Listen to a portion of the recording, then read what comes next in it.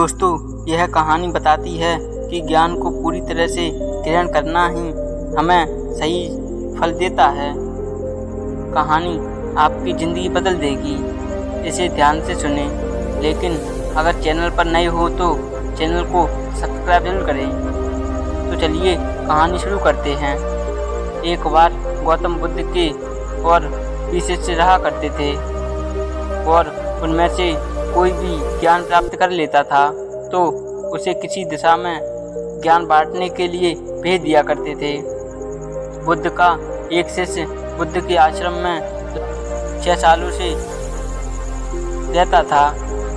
वह शिष्य महात्मा बुद्ध के पास आया। उसने बुद्ध से कहा, मुझे यहाँ आए लगभग 6 साल हो गए। मुझसे पहले ना जाने कितने शिष्य यहाँ पर आए थे। उन सभी को आपने ज्ञान देने के लिए किसी न किसी दिशा में भेज दिया, लेकिन मुझे अभी तक नहीं भेजा। क्या मुझे अभी तक तुम्हारा ज्ञान प्राप्त नहीं हुआ है? बुद्ध ने कहा, ये तो तुम्हें खुद ही समझना होगा कि ज्ञान प्राप्त हुआ है या नहीं। शिष्य ने कहा, हे बुद्ध, आपने मुझे इन 6 सालों में जो ज्ञान दिया है वो मुझे सब याद है। यहाँ तक कि एक एक बात याद है। आप कुछ भी मुझसे पूछ सकते हैं, मैं हर एक प्रश्न का उत्तर देने के लिए तैयार हूँ। आप मुझे एक मौका तो दीजिए ताकि मैं किसी दिशा में जाकर लोगों को अपने ज्ञान के बारे में बता सकूँ। इस पर बुद्ध ने कहा कि ज्ञान की बात को याद रखने से कुछ नहीं होता जब तक तुम उस आदत को खुद नहीं अपना लेते। शिष्य ने कहा, जो भी हो, आप मुझे एक मौका तो दीजिए। सभी को अपने ज्ञान से प्रभावित कर सकता हूँ। मैं लोगों को ऐसी बातें बता सकता हूँ जिससे लोगों के जीवन में शांति आ जाएगी और वह अपना जीवन शांतिपूर्ण तरीके से जी पाएंगे। फिर बुद्ध ने कहा, अभी तुम तैयार नहीं हो। जब तुम तैयार हो जाओगे तो मैं तुम्हें खुद ही किसी दिशा में जाने के लिए बोल दूंगा। शिष्य ने कहा, क्या आपने मुझे इन 6 वर्षों में इतना भी ज्ञान नहीं दिया कि मैं किसी को प्रभावित कर पाऊँ? बुद्ध ने कहा, ठीक है, तुम पूर्व दिशा में चले जाओ और वहाँ से भिक्षा मांग कर लाना और अपने ज्ञान से लोगों की मदद करना। कल सुबह तुम वहाँ अकेले जाना और कल शाम को मुझे बताना कि तुमने लोगों की सहायता कैसे की। शिष्य यह बात सुनकर बहुत खुश हुआ और रात भर ज्ञान समेटता रहा। मन ही मन सोचता रहा कि मैं वहाँ अपने ज्ञान की ऐसी छाप छोड़ूंगा कि गांव वालों के साथ साथ बुद्ध भी मुझसे प्रभावित हो जाएंगे। सुबह उठकर वह महात्मा बुद्ध को प्रणाम कर पूर्व दिशा की ओर निकल गया। शाम को जब वह वापस आया तो उन्होंने देखा कि शिष्य के माथे पर एक चोट लगी थी और खून बहा जा रहा था। बुद्ध ने उसके पट्टी की, पूछा कि तुम्हें यह चोट कैसे लगी? फिर शिष्य ने कहा कि वहाँ के लोग बड़े ही दुष्ट हैं।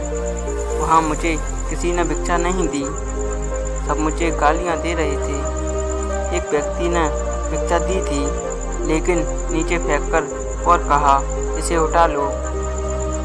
मैंने उन्हें काफ़ी समझाया लेकिन वो मेरी बात सुनने को तैयार ही नहीं थे और उन्होंने मेरे साथ हाथापाई की जिससे मुझे यह चोट लग गई।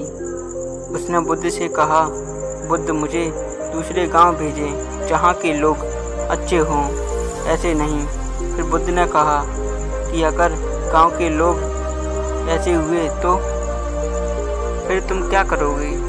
इसने कहा कि हे बुद्ध, मैं ऐसे लोगों को ज्ञान नहीं दे सकता, वो लोग अज्ञानी हैं। बुद्ध ने कहा कि वह लोग अज्ञानी नहीं, उनके पास बहुत ज्ञान है। अब यदि तुम किसी दूसरे के ज्ञान को छेड़ोगे तो वह कुछ तो करेंगे। ऐसे लोग हर जगह मिलेंगे, तब तुम अपना ज्ञान उन्हें कैसे दोगे? बुद्ध ने कहा, आज तुम आराम करो, कल शाम को मेरे पास आना। शिष्य बुद्ध को प्रणाम करके चला गया और अगली शाम जब वह फिर से बुद्ध के पास आया तब वहाँ बुद्ध के एक और शिष्य थे। उनके हाथ में भी चोट लगी हुई थी। बुद्ध ने उनसे हाथ में पट्टी की और उनसे पूछा, तुम्हें यह चोट कैसे लगी? शिष्य ने कहा, आपने पूर्व की ओर मुझे एक गांव में जाने के लिए कहा था, तो वहीं मुझे चोट लगी।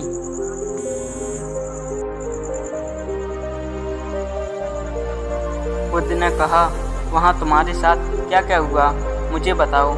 शिष्य ने कहा, वहाँ मैंने सबसे भिक्षा मांगी, लेकिन किसी ने भी भिक्षा नहीं दी।